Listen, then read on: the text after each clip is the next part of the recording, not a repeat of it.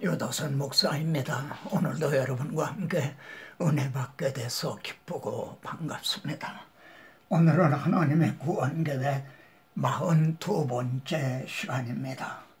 주제는 사망에서 생명으로 옮겨졌나니라. 이제 출애굽한 그들의 홍해를 건너므로 바로의 지배권에서 완전히 이제 벗어나게 된 거죠. 출애굽한 자들이 명심하고 지켜야 될 6가지 점을 이제 짚어서 말씀을 드리려고 합니다. 첫째로 우리가 명심해야 될 말씀은 새로운 출발이라는 점입니다. 하나님께서는 이 출애굽한 이때를 해의 첫 달이 되게 하고 이렇게 달력을 바꿔주신 겁니다. 그래서 이스라엘에게는요, 민간력이 있고 종교력이 있는 겁니다. 민간력은 이때가 7월 달쯤입니다. 7월. 이제 우리가 양력으로는 3, 4월경입니다. 그런데 이날을 이제 신앙력으로요, 1월로 바꿔주신 거죠. 첫 달이다. 왜 이렇게 하셨을까요? 우리가 창세기 4장에 보면 가인의 계보가 나오고 5장에는 셋의 계보가 나옵니다. 근데 가인의 계보에는 연대가 없어요. 셋의 계보에는 몇 살에 누구누구를 낳고 몇 년을 살다가 몇 살에 죽었더라, 이런 말씀이 나오는데 가인의 계보에는 전혀 그게 없다는 겁니다. 하나님과 끊어진 상태의 세월은 정말 허물과 죄로 죽은 이제 계수할 가치가 없다는 그런 거죠. 그래서 해의 첫 달이 되게 하고 우리가 거듭난 그때가 우리가 해에 우리들의 새로운 출발이 되는 겁니다. 이를 깨달은 바울은 새로운 피조물이라 이전 것은 지나갔으니 보라 새 것이 되었도다. 바로의 노예였던 이전 건 지나갔다. 이젠 하나님의 백성으로 새로운 출발을 한다. 자, 두 번째로 명심하고 지켜야 될 말씀이 여호와의 유월절입니다. 유월절을 대대로 이제 자손 대대로 지켜라. 이렇게 말씀합니다. 이건 무슨 뜻이냐면 은총의식, 오직 은혜. 우리가 출애굽을 한 건 오직 은혜다. 우리가 여호수아 5장에 가보면요, 가나안 땅에 입성을 해서 최우선적으로 지킨 거 유월절입니다. 싸움을 한 게 아닙니다. 우리가 이렇게 약속의 땅에 입성하게 된 것도 오직 은혜다. 이 은총의식, 이것을 잊지 말아야 됩니다. 그런데 신약 성경에 보면요, 유대인의 유월절이 가까운지라, 여호와의 유월절이 아니다 이 말이에요. 유대인의 습관적으로 지키는 메시아 언약은 잊어버린 유대인의 유월절이 됐다는 거죠. 우리가 성탄절을 지켜도 여호와의 그리스도의 성탄절이 아니라 우리들의 성탄절, 이게 돼서는 안 되겠습니다. 자손들이 이게 무슨 예식이냐, 무슨 뜻이냐 하면은 여호와의 유월절이라. 그리고 그 하나님께서 애굽의 바로 노예였던 우리를 이렇게 구원해 주실 때 우리 집을 구원하셨나니라. 여러분, 지금도 우리 집을 구원하셨다. 우리 집이라고 말하고 있습니다.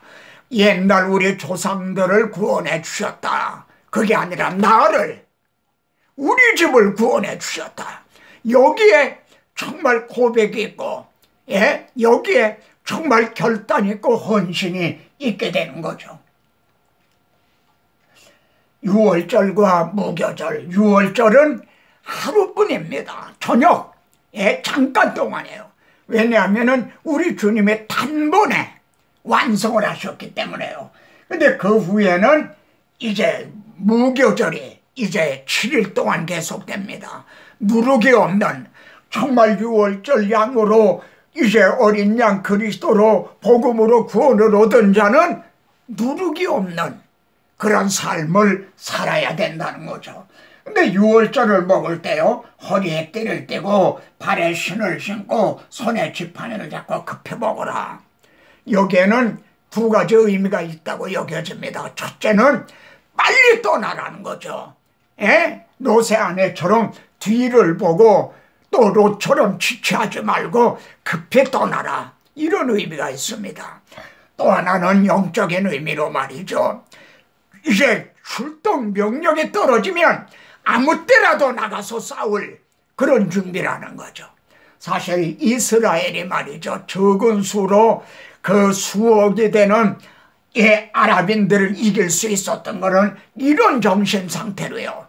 그래, 그들은 농사를 지을 때 트랙터를 몰면서도 옆에는 총을 세우고 했던 거예요. 여차하면 총을 들고 출동한 겁니다. 이것이 또 우리들이 명심해야 될 점입니다.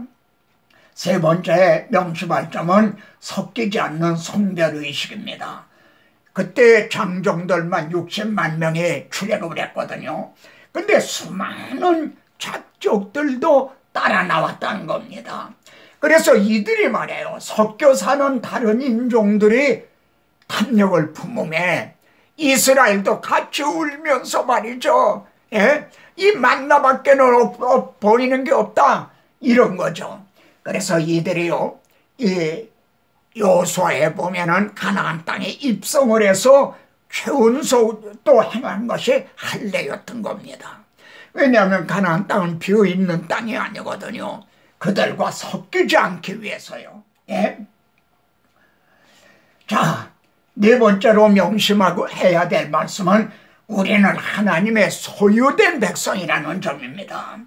처음 난 모든 것은 다 내 것이라 그러십니다. 왜 그렇습니까? 애굽집에서는 처음 난 장자로부터 짐승까지 다 죽음을 당했는데 이스라엘 집에서는요, 유월절 양의 피로 대속을 했거든요. 그래서 바울은요, 너희는 너의 자신 것이 아니라 유월절 어린 양이 되신 예수 그리스도의 값으로 산 것이 되었다. 우리는 하나님의 소유된 백성이다. 저는 기도할 때 주는 주시오, 종은 종입니다. 주의 소유된 종입니다. 가라 하면 가고 오라 하면 오나이다. 이 기도를 거의 매번 이제 고백을 합니다. 자, 다섯 번째로 명심해야 될 말씀은요, 예수님을 태운 나귀 새끼다. 무슨 뜻입니까? 이제 하나님께서는 이런 문맥에서 나귀의 첫 새끼는 어린 양으로 대속할 것이요. 이건 어떻게 보면 갑작스러운 말씀입니다. 지금 유월절 지켜라, 너희는 내 것이다. 이런 문맥에서 갑자기 나귀의 첫 새끼는 어린 양으로 대속할 것이요.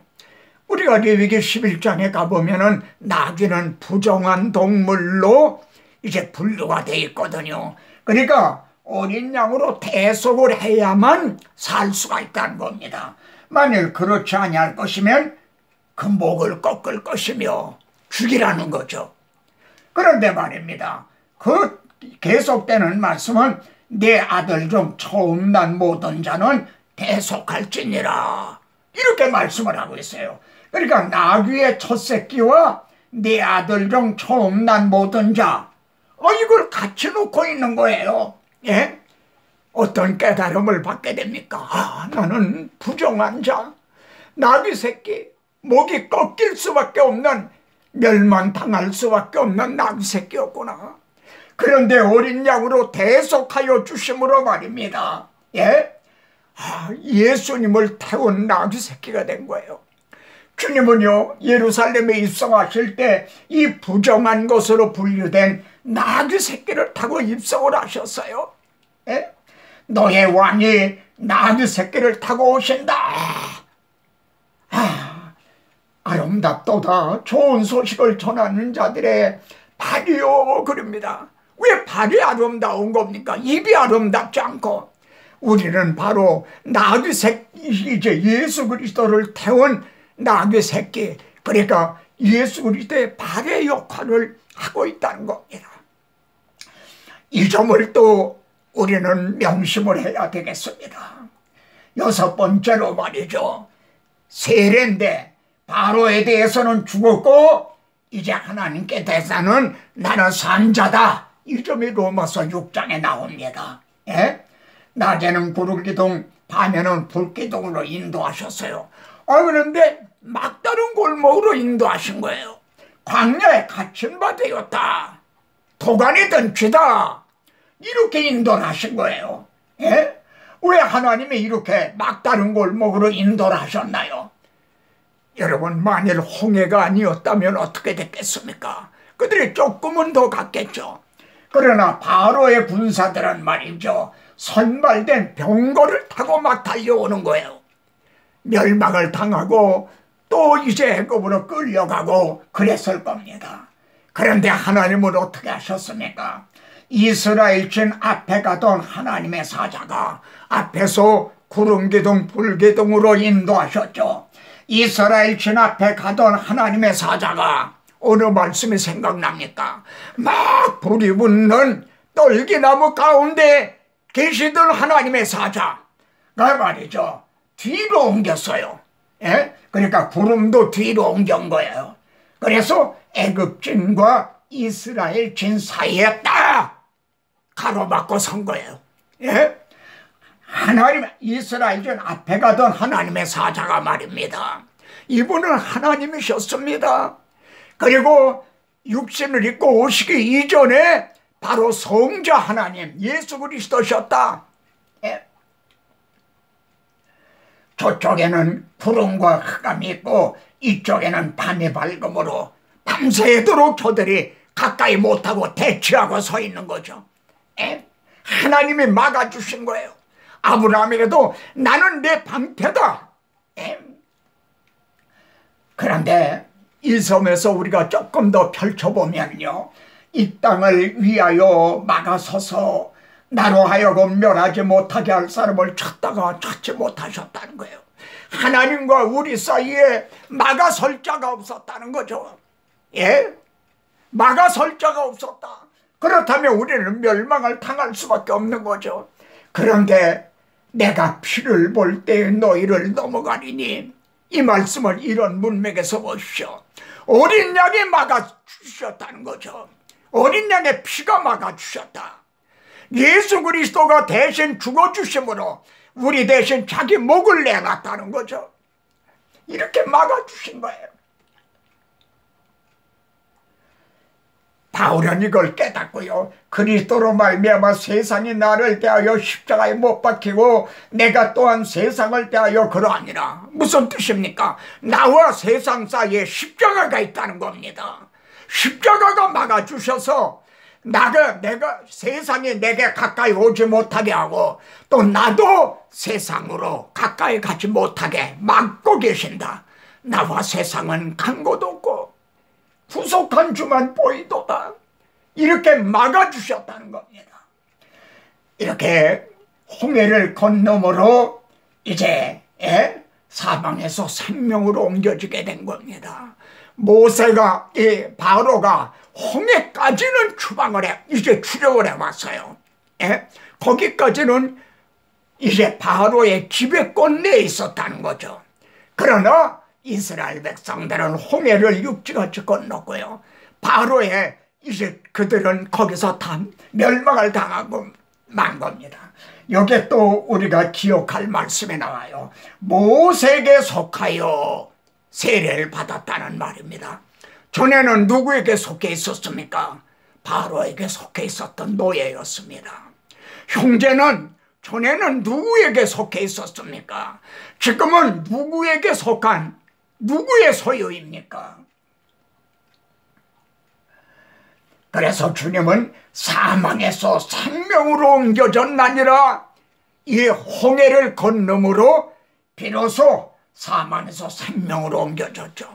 이 점에서도 또 우리가 놓치지 말아야 될 거는 우리 옛사람은 바로의 노예였던, 사탄의 노예였던 우리들의 옛사람은 세례와 함께 홍해에서 죽었다는 거죠. 이제는 새 사람이 되었다. 새로운 피조물, 해의 첫 달이 됐다. 새로운 출발을 하게 됐다. 이런 각성, 이것이 있어야 되겠습니다. 자, 시편에는요 환난을 당하고 있는 이제 있습니다. 그래서 밤새도록 부르짖으면서 하나님의 나를 버리셨는가, 은혜 베푸신 걸 잊으셨는가 막 궁상을 놉니다. 그러다가 이는 나의 잘못이다. 자기의 잘못을 깨달았어요. 무엇이 잘못됐습니까? 지존자의 오른손에 해, 이건 생각하지 아니하고 자신의 환난만 생각했다는 겁니다. 이게 오늘 우리들의 모습 아닙니까?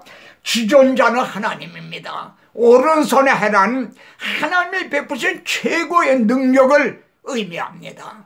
그러면은 이 구약교회, 지금 이 문맥에서 하나님이 베푸신 지존자의 오른손의 해가 뭡니까? 주의 길이 바다에 쏟다는 겁니다.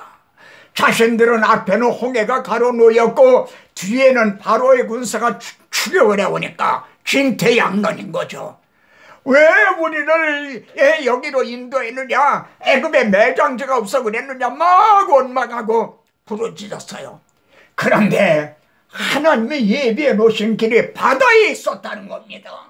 주의 곧은 길이 큰 물에 있었으나 우리는 그걸 알지 못했다는 거죠.